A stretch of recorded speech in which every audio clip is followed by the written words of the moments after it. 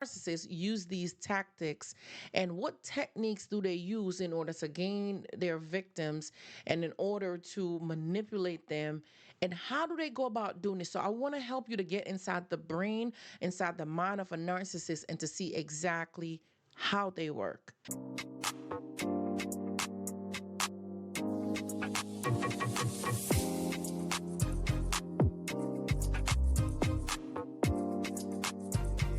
In today's video, I'm going to be discussing exposing narcissistic tactics to give you an understanding of exactly who you're dealing with. You're dealing with someone who's vulnerable. You're dealing with someone who's fragile.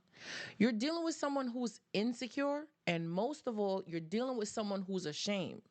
So once you understand that much, that this is the makeup and the structure of the person that you're dealing with, it would now put you in position to understand that you have the weapon in order to disarm this narcissist. Get these little things going and understand how you're going to disarm the narcissist. You'll realize that you start to see their cycle and you're starting to pick up on their abuse. So they'll hurt you, they'll abuse you, and they'll take advantage of you. They'll call you out your name, they'll be disrespectful to you, and they'll belittle you and say nasty things to you like, what do you think is going on with you? Like, who do you think you are? They'll say some small little things that you think it's okay, but it's really not. And this is one of the way how they belittle you and make you feel bad about yourself. But what we got to understand about a narcissist, they're projecting them onto you. They're projecting what's going on inside of them onto you. So everything that they're telling you nasty about yourself and speaking poorly to you is because this is exactly how the narcissist feels about themselves. And they are very much ashamed and very insecure about who they are. They're very fragile. So you might correct the narcissist's behavior, for example, to tell them that what they're doing is not okay and you don't like this particular type of behavior, and you're giving them constructive criticism. How they take that is that you're attacking them. You're really discrediting them. You're making them feel so small and so tiny, and they don't want to feel this little. Whatever you're saying to them, they don't know how to take constructive criticism. Instead, they'll clap back. They'll attack you because they feel like you're attacking them. So immediately, a narcissist will get on the defense. They'll start to be defensive. So if you say something about anything to them just to try to correct them about something, the first thing they'll do is start to get defensive, like, oh, you said that about me? Well, I'm going to say this about you. And they start going way lower and being disrespectful when all you're probably saying is that maybe if you tie your lace this way, you might not trip over the laces. It could be something so simple. Oh, that's why your feet are ugly. That's why your head big. And they're very defensive because they don't know how to go within themselves. They don't know how to look within. Seeing their weakness and their vulnerability, you'll start to see it because the closer you are to the narcissist is the more you're going to see. And you'll be able to see that they're insecure. They're actually weak. And they're very, very fragile. Once you start to see these things, you start to feel sorry for them. You start to pity them because you're like, oh my goodness, you must feel really bad trapped in that body. Like you're miserable. Like you're starting to see the narcissist's misery and it's revealing more and more. Don't be fooled. Don't be fooled. See, I told you in the beginning I was going to give you the weapon to disarm the narcissist. That's the weapon. They have the weapon, but you have the power to disarm the narcissist, and that's what I'm going to be given to you. So I want you to get inside their head. So they're giving you a sob story. They're giving you a sorry sob story, and you're falling for the story. Whatever the story might be, they tell you something and it's so bad and something bad is happening to them and somebody did them something so bad and you fall for the story and you give them pity. That's the issue. You're a kind-hearted person. You're a good person. You feel for them, you empathize with them, and you start to give them pity and to give them support and comfort during this time. Because how could somebody be so cruel to them and hurt them so bad? Like, they're not a bad person. They might yell at you sometime, They might call you out your name sometime and they might be disrespectful to you sometime, but they're not really such a bad person, right? So how could somebody be so mean to them and you start to give them compassion? You start to give them pity and you start to feel sorry for them. That's it right there. You might be wondering, what do I mean by that's it right there? That's the weapon. That's how you're going to disarm them. Because here's how this is, we said we're going to go into the narcissist brain, right? So here's what the narcissist is thinking when you're feeling sorry for them and you're caving in and you're giving them love and affection, right? And you're feeling sorry for them. This is what's going on inside the brain of a narcissist. Ha ha, gotcha. Oh, you feel sorry for me? Hmm. You gonna find out. You had to let me put on this show for you. Oh, I'm gonna show you exactly what I'm gonna do. That's when they lower you in. That's the hook. It probably doesn't make sense, but think about how many times you have felt sorry for them because of how many times they have cussed you out, told you they're sorry. They don't mean it. They were probably just upset, and someone made them upset, and someone got them so angry, and they can't believe that. And they sell you that story, and they give it to you, and you bought it. Then they start to disrespect you and devalue you all over again and call you out your name and cuss you out. So you're in a state of confusion because you're thinking that there's no way that this same person was, they just told me sorry last week. They actually told me sorry the week before and they apologized to me maybe an hour ago.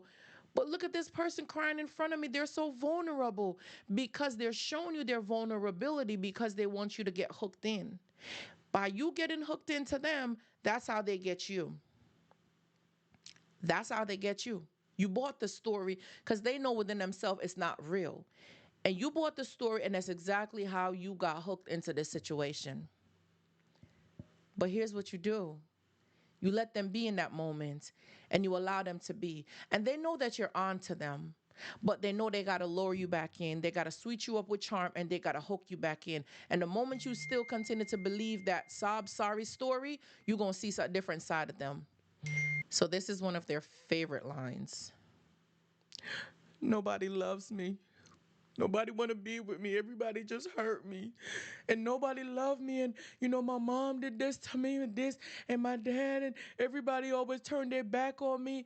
And everybody's out to get me. And they paint this picture to you. And you took the bait because you believe that whatever they're telling you is the absolute truth. And it's not. And it's not. You took the bait. That's where we go wrong when we take that bait. They know what they're doing. The whole point is to gain control. All that sob sorry story is just to gain control. Let me turn this off, y'all.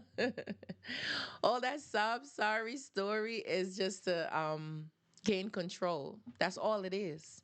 Once they've gained control and power over you, then they've won because this makes them feel better about themselves. But when you're catching on to this tactic and you're figuring them out, they know that they're going to lose control. But you're not at that stage yet because you're giving them all of you, and that's what they want is you. They've caught you, they've hooked you, but they know you're not going to stay for long because the narcissists know that you're going to figure them out sooner or later. They already know that. They know their time is numbered. Remember I said it earlier in the video, they get the supply, but they can't keep the supply. It's that hamster wheel that they get it, they lose it. They get it, so it's the same tactic, it's the same story. They're just going on to a new supply. So once you learn this method and know that this is their process, this is their routine, they give you a sob story, you give them pity, empathy, and you feel sorry for them. That's the hook. That's how they get you lowered in. And the moment you're giving them that, they're saying, okay, this is leverage. So you have the power to disarm the narcissist with your good behavior. Your goodness is the leverage. So they're using your goodness as leverage against you. So you realize that you have the power to disarm this narcissist because you really have the weapon, because you're actually the fuel for that weapon being able to be executed. If you don't give it fuel, it cannot execute. If you don't buy into the lies, the deception, the manipulation, it won't go anywhere. So they have to gaslight you and manipulate you in order for you to buy into this false narrative that they're creating in order to get your attention. Learn this tactic, understand it, pay attention, and you'll be able to know when it's happening next. Here's the part that gets me every single time. And I remember I carried this guilt with me for a long time. So I could just imagine how much guilt you're carrying and how you might be wondering what is going on with them. See, when we get that emotional attachment with them, we worry about them, we concern, and we take on them. We take on their identity and we take on everything about them. So we're left in a position to try to figure things out. Here's what it is. We really have to learn how to move on and to move forward. And I know that's a hard task. And you might be wondering how to do it. And I get it. So this is what gets me, right? So we'll block them on all different platforms. So we'll block them on this, block them on that, block them on WhatsApp, block them on Snapchat, block them on Instagram, Facebook, Twitter, everything. We'll block them on all these social media platforms. But guess what we'll do? You know what? Let me just leave him or her on block on this one platform, maybe WhatsApp, because I don't really use WhatsApp that much. So let me go ahead and leave him unblocked on WhatsApp. There might be an emergency or there might be something, and what if he's trying to call me and he can't get in touch with me? Or what if she's calling me and she can't get in touch with me? So let me just leave them unblocked on this one particular social media platform. See, what we're doing is we're not trying to walk away. We're not trying to close that door. And that's what's happening at that particular moment. Like, we're still sitting there wanting to figure out what's going on. So somewhere subconsciously, we're still thinking about what else is going on with this narcissistic person. When in reality, 911 is getting paid to do their job, and we need to allow 911 to do their job. He's an adult, she's an adult, they're a grown up. If there's something that needs to get done, they need to call 911. If there's an emergency and somebody needs help, then they need to reach out to 911 to get the type of help that they need. But as for you, got to close that door and move on with your life. The sooner you move on with the life, the better it's going to be, because I'm telling you, the healing process, a thing, the healing journey, a thing is just as intense as the relationship. And it's just as important, because life is surreal after everything that you're experiencing and everything that you're going to. And you might be asking yourself, does the narcissist really know what they're doing? Do they have any clue about what it is that they're doing? Well, here's what I'm going to tell you. I'm going to put a link in the description box below. Go check out my other video that I have about, does the narcissist know? Do they really know what they're doing? Check out my other video. And I just want to tell you guys today, thank you so much for watching our video today. I really appreciate you guys so much. You can't be silenced any longer. And that's what I want you guys to leave with, knowing that you're okay. What you're experiencing, it's a lot. And I completely get it. I once was there too. I completely get it. But I want to reassure you that there's nothing wrong with you and you're not crazy. You're not. You're going to be okay. You're going to come out of this okay. It's just going to take some time, consistency, showing up, and continue to watch these videos.